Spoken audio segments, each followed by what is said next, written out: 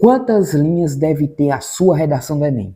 Fica aqui comigo até o final do vídeo, porque a depender da quantidade de linhas que você coloque, você pode simplesmente perder muitos pontos, porque isso influencia na estrutura da redação. Então fica comigo até o final desse vídeo. E obviamente, antes de começarmos, aperta aqui embaixo no botão do gostei e te inscreve nesse canal, porque você me ajuda a continuar trazendo conteúdos para agregar valor à sua vida e te ajudar, você que vai fazer o Enem.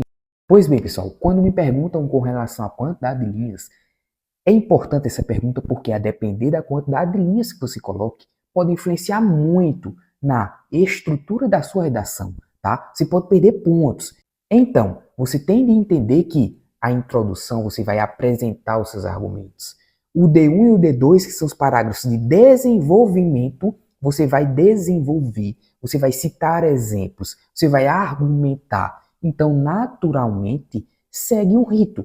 A introdução tende a ser menor do que os desenvolvimentos. Se você pegar as redações de nota 1000, você vai encontrar essa estrutura que eu irei apresentar agora para vocês, tá? Então, sempre você vai encontrar uma introdução menor que o D1 e o D2. Às vezes a conclusão é um pouco menor e muitas das vezes a conclusão tem o mesmo número de linhas do D1 e do D2. Mas se eu pudesse trazer uma média para vocês, tá? Uma métrica, a gente poderia trabalhar em 6 linhas na introdução, 8 linhas no D1, 8 linhas no D2 e na conclusão também 8 linhas, ou pode ser até um pouco menos, mas você teria ali 8 linhas para aproveitar também, tá? A gente sabe que na conclusão você vai ter que fazer uma proposta de intervenção com 5 elementos. Então, para que você consiga aproveitar o máximo de quantidade de linhas, você pode ter em média essa meta de, obviamente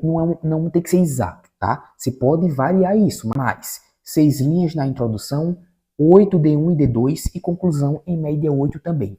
O D1 e o D2 têm de ser os maiores parágrafos do texto. A conclusão não pode estar maior que o D1 e o D2, tá? Então, D1 e D2, os maiores parágrafos do texto, a introdução tem de estar menor e a conclusão pode até equivaler à quantidade de linhas do D1 e D2, tá? Então, uma média, 6 linhas de introdução, 8 linhas do D1, 8 linhas do D2 e 8 linhas a conclusão também, tá? Com relação à quantidade de linhas é isso, é você entender a estrutura da redação.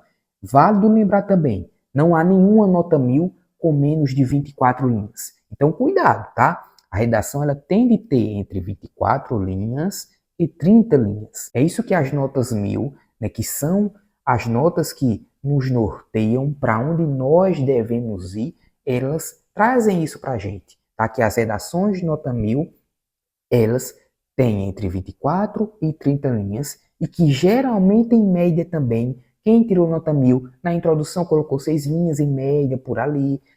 O D1 e o D2 eram os parágrafos maiores do texto, tá? Em média 8 linhas o D1 e D2 e conclusão em média 8 linhas também, tá? Esse seria, né, uma média de estrutura para você. Mas não se prenda a isso, só observe se o seu D1 e D2 são maiores que a introdução, porque tem de ser, tá?